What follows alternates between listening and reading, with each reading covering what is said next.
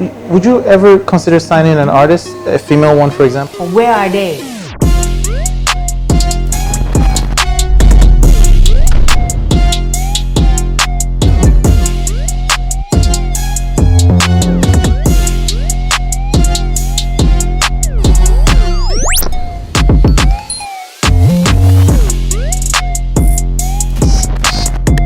Need no introduction. Like after all this while. Okay. Do you feel like do you feel the need to still introduce yourself, especially in like Nigerian circles? Anywhere that I find myself, an introduction is just stating. It's just like a polite way to start a conversation sometimes. Yeah. Does it shock you when like you walk into places and people don't know who you are? No. For heaven's sake, am I oxygen? I'm not oxygen. Like so, like that's I see that as an opportunity to gain a new fan. So how's it been, man? Like current situation, dollar is a dollar to 500 naira. Wow, is it 500 now? Apparently it's 501. How have you been handling it? One day at a time. Some people who have dollars will probably be happy, but like. The truth of the matter is that as long as you're Nigerian, whether you have dollar, whatever currency, it's like robbing Peter to pay Paul. If one suffers, you suffer as well because you are still Nigerian.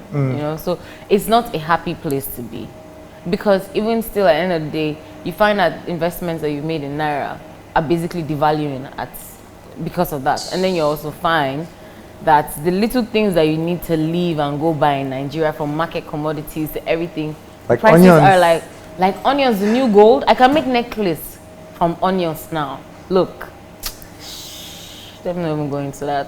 So basically, at the end of the day, it's not a win-win for anybody. So will this affect your prices? Is your booking fee gonna go up, or are you gonna like give us a recession discount? Well, the thing is that if you notice, some of us are still working. It's 2020, and some of us are still putting in a lot of work. Flex on us. Like I've released 3 videos.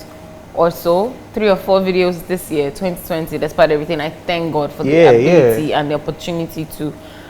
So I don't see my craft devaluing at this point, because there's still work going in. But like the naira rate. So if your booking fee was I'm international, honey. What you talking about? Naira rate? I'm a little international too. Like we can switch up the accent, because I was trying to blend in, but it's all good. We are exports, they export us, We are also very local, but we are exports. So you can't just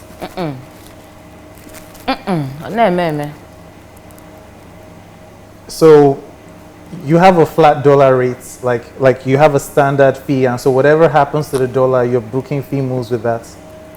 Well, for like Nigeria, I would say go to the market and ask the woman that's selling yam right now, and ask her how much yam was 2 months ago.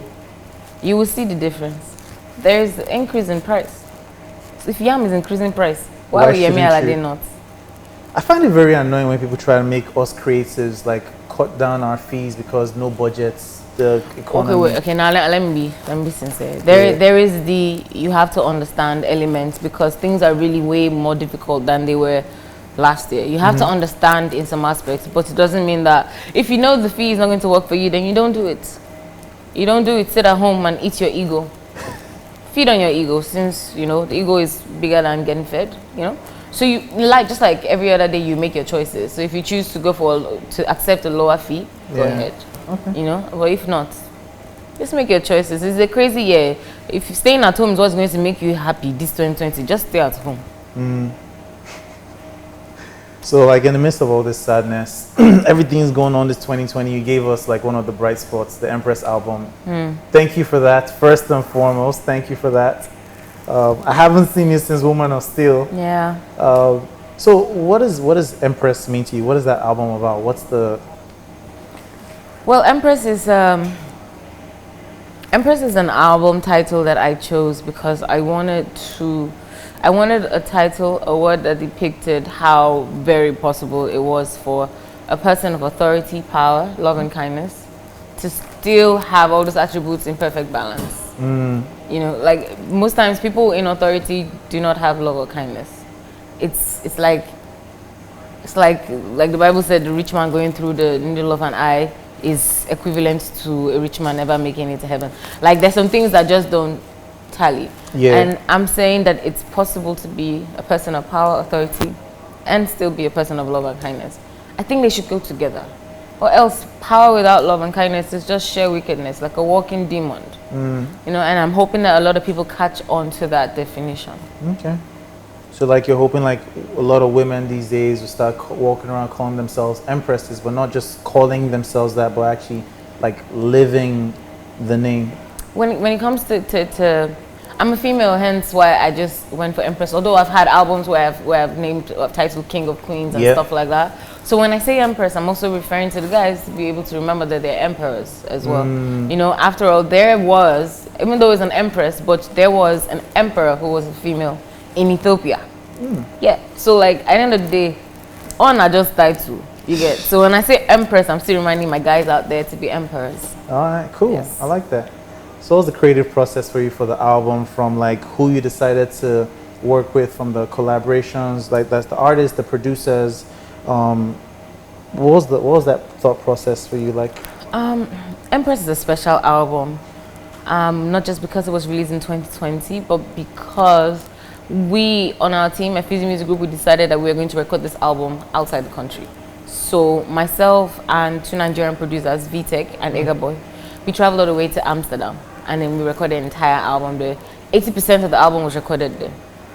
It was for the major purpose of just having external influences. If you listen to the album, it's very African based, but then you see that the 80% of the producers were Dutch. If you check the credits, they're Dutch, and that goes to show how much Afrobeat as a culture is being embraced by a lot of other people out there. You know, so yeah. So why Amsterdam? Why not like Ghana? I know, right? Why not Ghana? I know. You know, Ghana worked with a producer over there. So this is how, it's a long story, but I'll cut it short.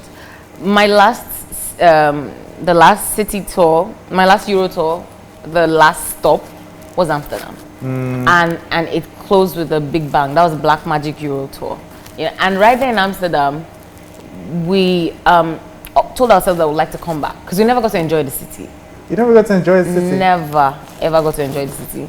We just had glimpse, and there was a lot of work because we were touring. We did a 13-country tour, so we used the tour bus and we were on the road pretty much all the time. So there's no time. Then early this year, I was at a writing camp in Miami, and I met a set of people, and they were just going on and on about their studio in Amsterdam, and I was like, this is what we're looking for. I think you guys have great vibes. I think you can take us around the city. You can show us how to enjoy the city. Why don't we just come over and record my next album there? And that's how it happened. You know, that's what I love about abroad. You meet people and it's almost like the vibes, like it's off of vibes. You never have to really wonder if these guys are trying to play you. Do you ever feel that way, you know, like if you compare with being in Nigeria and like being in like western part of the world where people are really like, the vibes just kind of seem pure for the most part? I know what you're saying, but like when I look at when I try to just envision every country that I've been to, I just realize that human beings are just human beings. Some come with good vibes, some come with bad vibes, and then you can never tell who really has ulterior motives or not. They just keep, like on an onion peel, they just keep opening up and showing you and revealing everything. So I would just say human beings are the same everywhere. Niger, outside Niger, everybody, their brain. So did you get to enjoy the natural resources of the city? I know what you mean. I had a very horrible experience, which I'd rather not talk about. I had a brand new for the first time in my life, and I would never, ever, the annoying part is I bought it with my own money. Yo! I wanted to see what people were talking about. Are you one of those that take too much at the first time? That is what I did. Oh, man. Because it was just a small cake. I didn't understand. But now I understand, though. It shook my world. Oh, God. Never, ever. See, if you mistakenly give me brownie, just pray that you... Because if I find you... What stories do people tell you after? Stories? So many, man. Oh man, let's go into that like after. They tried to wreck my Amsterdam dreams, man, but I'll go back just to ride the bicycles. I love the fact that there are bicycles everywhere. Oh yeah. I just love that. I'll just go back to ride the bicycles. Now I can ride a bicycle, so. Oh wow. You just learned how to ride a bicycle? Yeah, about a year now. Welcome to the club. I haven't ridden in a while, but I love bicycles. I never knew how to ride a bicycle. Okay. So I just literally learned, as well as swimming. I'm trying to learn, but now Koro has come. I'm trying to learn swimming as well. You see? So now Amsterdam is a country, like different cultures. And speaking of cultures, I mean, you speak French, Kiswahili? I'm just on the borders of that. Little borders of that. You know, English, Igbo, Yoruba. Yeah. And you did make an attempt in Portuguese. Yeah, I did. In a sense. So how do you go about like singing in different languages for an album? Is it a targeted move to satisfy the different pockets of your fan base, or is it just vibes? It started off as sheer curiosity when I released Johnny, and I think I had nothing to do. And he said, please, Rataye, let me try French version. I said, knock your socks off.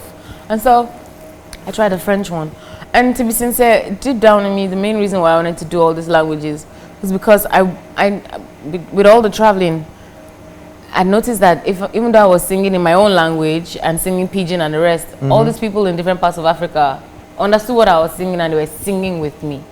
I just wanted to be closer to them. I just wanted to show them appreciation for taking out the time and stressing their sweet brains to learn my music and sing it the way they do. I wanted to equally do the same thing. Yeah. You know, and once in a while I do that. It's like a gift.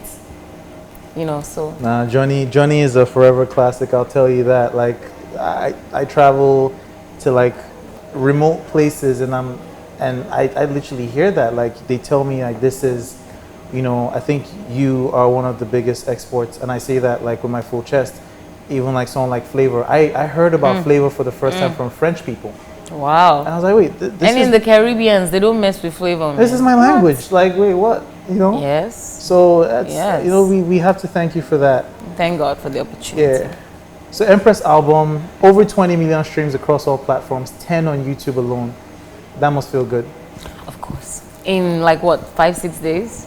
That's definitely a huge fit. But on the other side, what type of criticism have you received, and how did you deal with it?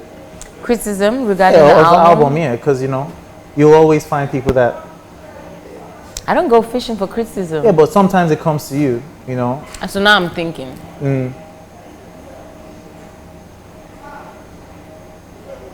Oh, a lot of people asking for Wizkid collaborations and Davido collaborations. Is that criticism?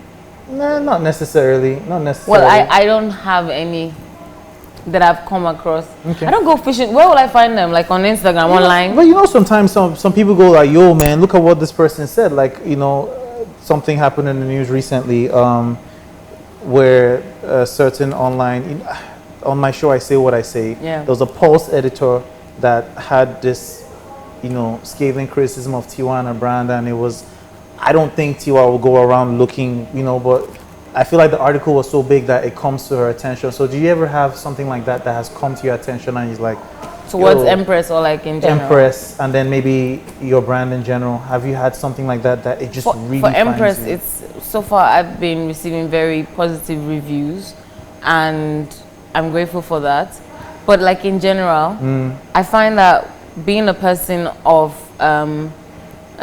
being a known personality comes with a lot of opinions, and some opinions don't matter, you know. So I really I don't register a lot of people's opinions. I don't. So like, I'm just moving on. Personally, if I wanted your opinion, I'll ask you. Have you always been this way? Like, you know, most times when people are starting their careers, they want everybody's opinions because they want to know, am I doing this thing that's how right? it starts. And then you realize that you need to sieve the grain from the shaft. A lot of people are shaft. Only opinions, no action, no experience. So what am I doing with your opinion? You ever thought of rapping one day? Ha! Because you posture like, you know, you have bars on the day, like... Bars? No, nowadays I just carry Odeshi the waka. Odeshi, nothing move me. So who's that one person on the album you would have loved to work with, you never got a chance to? Oh.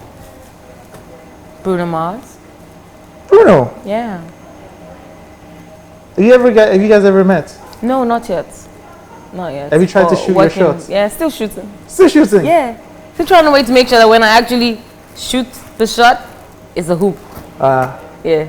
I like what he said recently, you know, with the whole Grammy controversy. Is like, well, you can't be mad about Grammy nomination if you don't release music or something along those lines. If you don't release music, then the Grammys can't snub you. How about it? You know, because there's a whole like drama over the way everything has been. Now, speaking of international stars, there's a Beyonce story I came across recently. Yeah. Somehow Beyonce's messages went to your voicemail. You wanna walk me through how Not that my happened? voicemail. Spam, like you missed her messages for a while. Well, yes. Give me the story. We thought it was a scam email. Because, like, okay, I wasn't the one receiving the emails. My management team were. And the thing is that you have to be a crazy Beyonce fan like me to know that her company's name is Parkwood. So you're getting emails from Parkwood about a collaboration with Beyonce. Like, waiting concern Parkwood with Beyonce. I don't know why, but we just all expect that if you release something, like if you have a brand that you're working towards, it will have a piece of your name somewhere there. Maybe we're expecting B Wood or something. Only God knows. But so my manager just randomly was telling me that he keeps getting these emails from this Parkwood about Beyonce. He sounded very irritated, like he had it and he was thinking of like maybe blocking the email, blah blah blah. And then I asked him, what did you say? Did you say Parkwood? I said, that is Beyonce!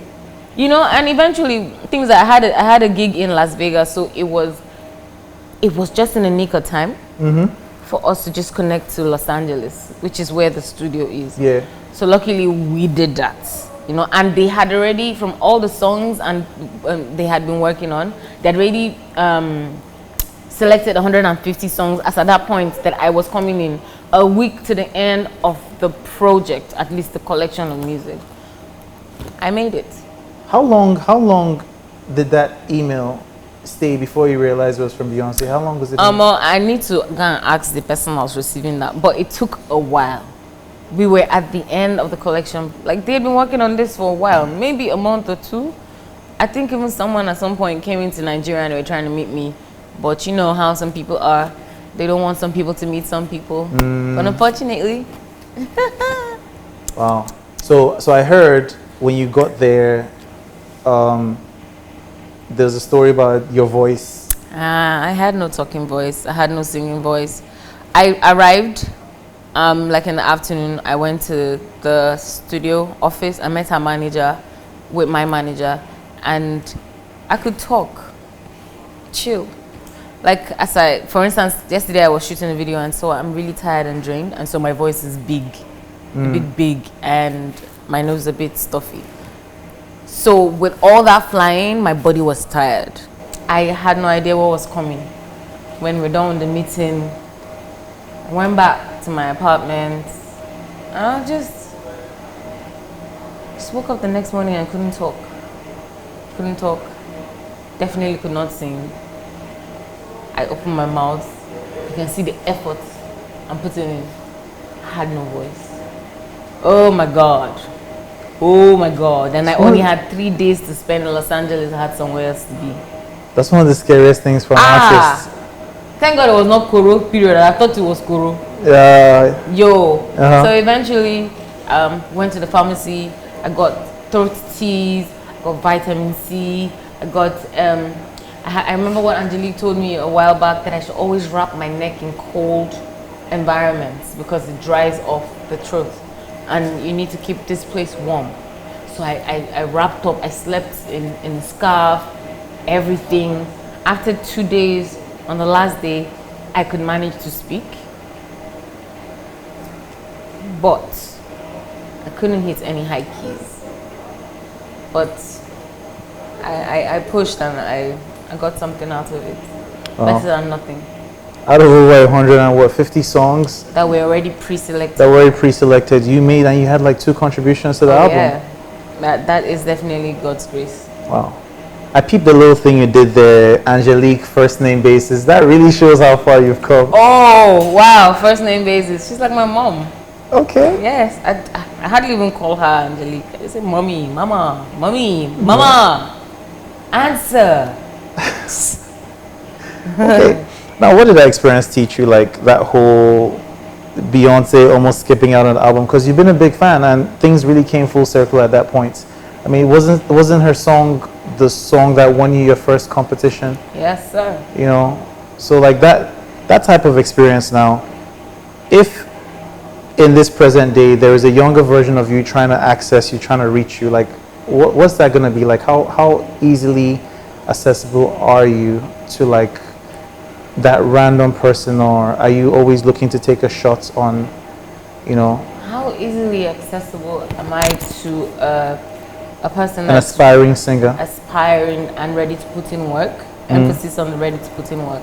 I'm readily available. First of all, by email, compulsorily, and because some people aren't very sure what they want, you know. And at this stage, time is money. Money is time. No time to waste.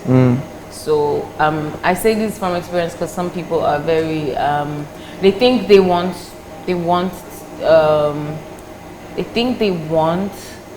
to associate with you in order to have some sort of guidance, but they can't understand guidance. In order to be guided by someone, you must submit yourself or open your mind to thoughts that never came to you. And a lot of people are very obstinate. You can't work with a learner that is obstinate, can't learn anything, you know. So yeah, I'm available via email, first of all, for serious-minded people, and then we'll take it from there. That's very deep. I felt that, you know, people, they want your help, but they want you to help them in the way they want to be helped, not necessarily how you can tell what is best for them. So Like beggar, we get choice. Wow. So in the future, right, is there a possibility of, we notice this, we don't see, would you ever consider signing an artist, a female one, for example? Because I don't know any female artist who is signed. That is like A female literally artist. my dream, my lifelong dream. I'd love to have like 5, 10 female artists, from reggae to blues, high life, dancehall, even like 10 we sound like me, all of them. I'd love that. But where are they? And when will they be ready for this? We are in Africa also, and some people are a bit delusional because